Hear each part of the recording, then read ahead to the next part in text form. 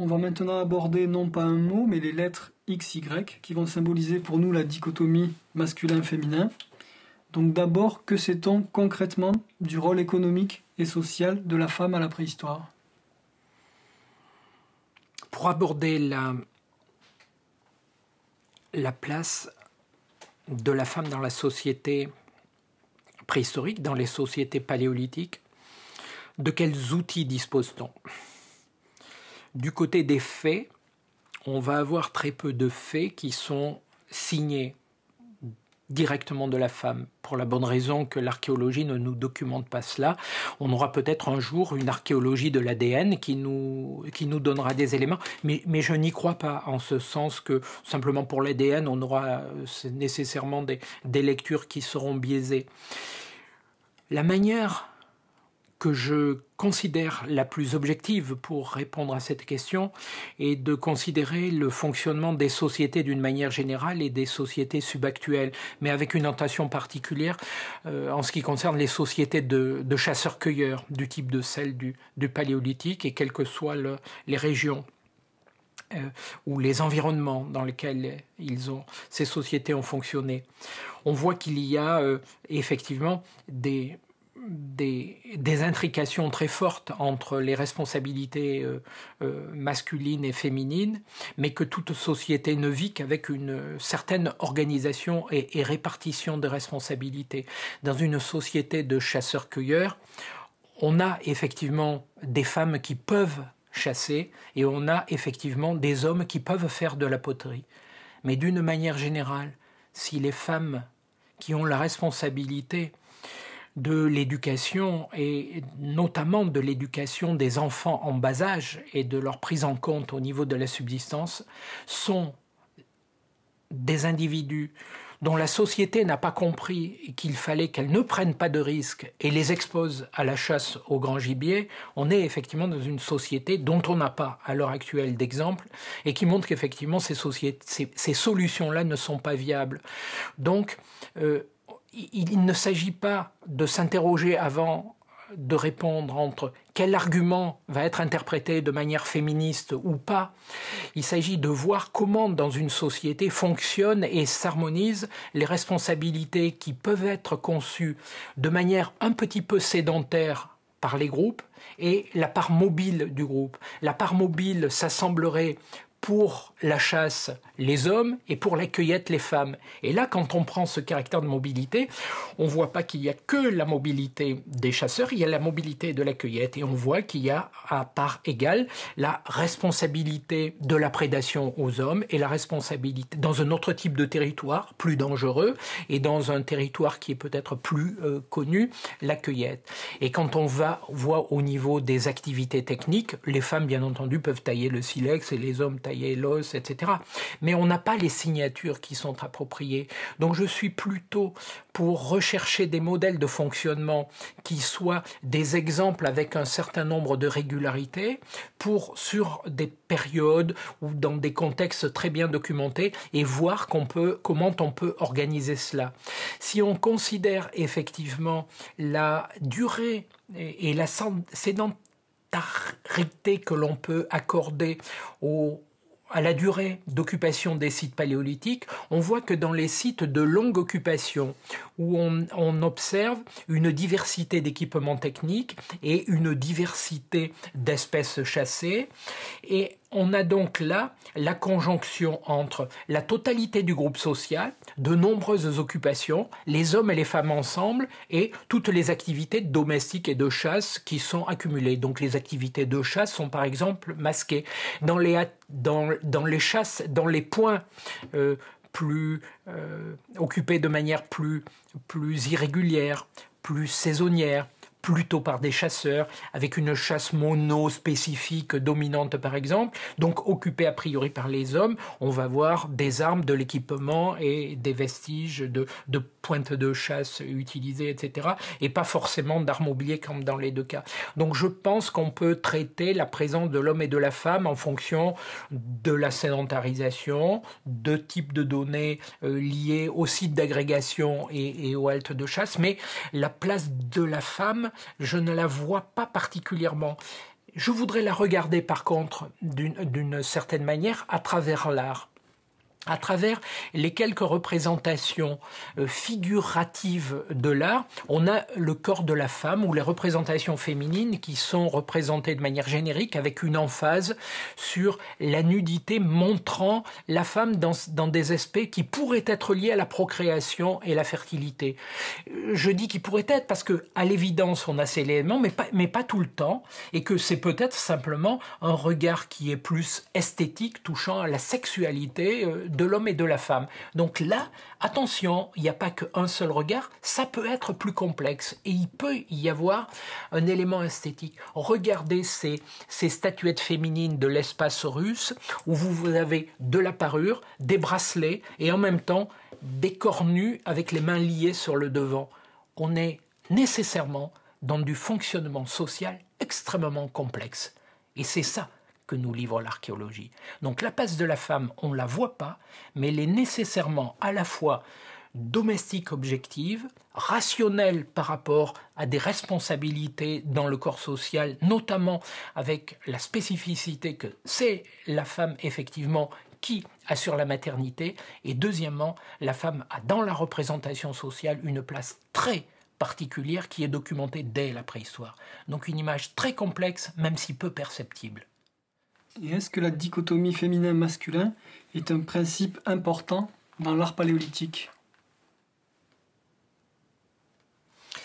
Vous posez c'est une question difficile et délicate.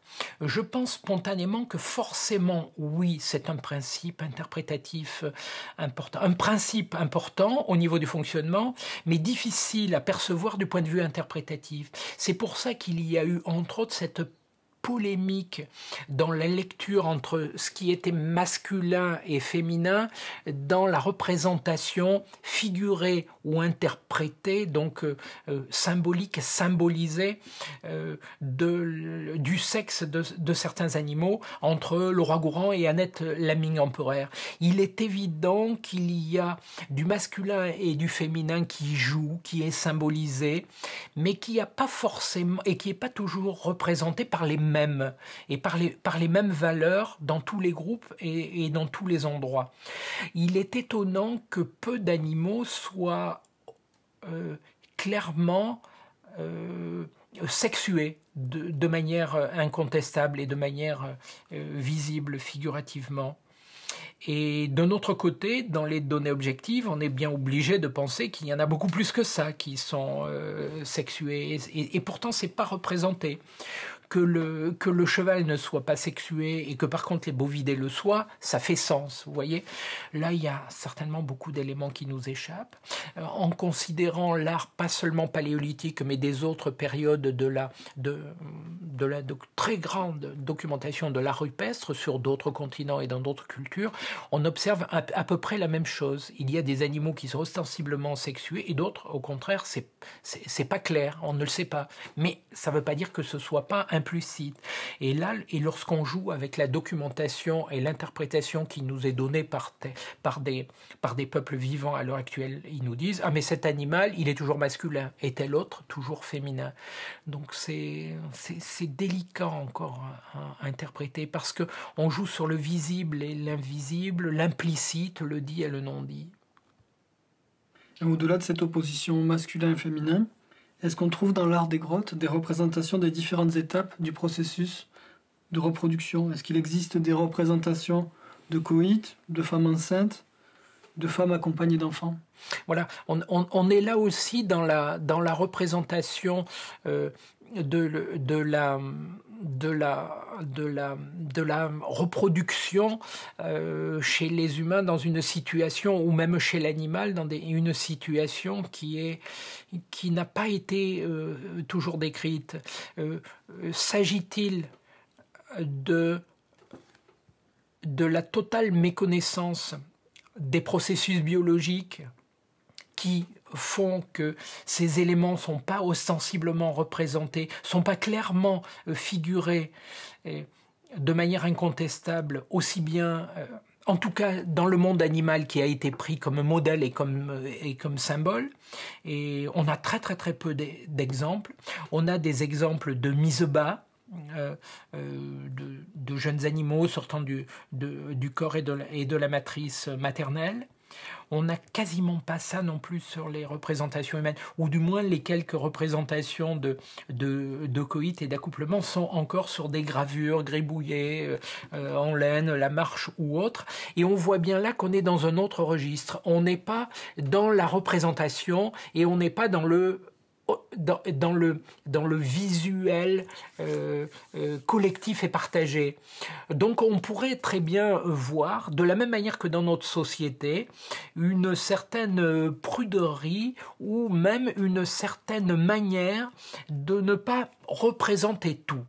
Que sait-on de la place des enfants dans les populations préhistoriques ? L'enfant est difficile à percevoir. Il est difficile à percevoir parce que, comme l'ethnographie et l'anthropologie sociale nous le montrent, il est, pendant ses premières années, étroitement associé au mode de vie, à l'espace, à l'environnement et aux activités de sa mère qui le portent à côté de lui, quelquefois collé contre son corps, qui l'allaite et qui fait qu'il ne va avoir une autonomie d'existence qu'au bout de certaines années. Donc il est difficile à percevoir. À côté de cela, on perçoit bien quelques objets qui sont de réels jouets. On voit bien des représentations qui peuvent être destinées aux enfants, des petits objets, des éléments articulés qui sont peut-être des poupées. On doit s'interroger là-dessus. Il y en a.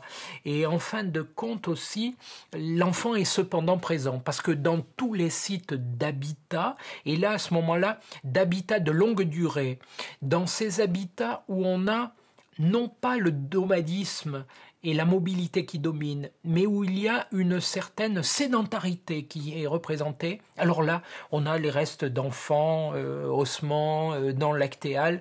On voit bien qu'il est là, qu'il vit, qu'il meurt, qu'il perd ces éléments, qu'il accomplit sa vie. Et c'est là qu'on a le plus de présence délicate ou indirecte attestée.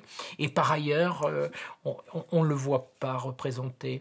Et on n'a pas de représentation de la société d'une manière générale dans cet art paléolithique. On a vraiment des symboles avec cette présence cette omniprésence de la pensée animiste qui fait que c'est l'animal ou des vivants qui sont représentés, très peu d'humains et en tout cas pas de figuratif dans l'humain. C'est à des périodes très tardives du développement social et du développement économique que l'on a dans les arts rupestres des périodes récentes du descriptif social, des structures narratives. Et là, on voit la vie sociale, le vivre, etc.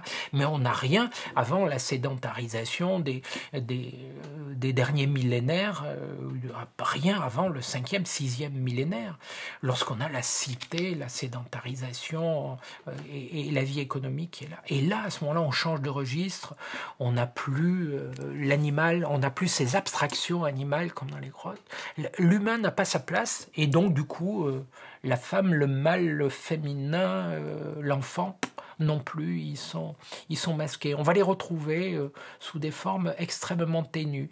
Je pense que c'est plutôt dans les équipements techniques qu'on en aurait la trace, dans l'alimentation peut-être, la manière de manger, de consommer, d'utiliser des objets. Mais sinon, c'est là qu'on voit à quel point la société vivante est totalement défigurée et biaisée avec la marque matérielle, la trace matérielle transmise à long terme. On a le vivant qui manque.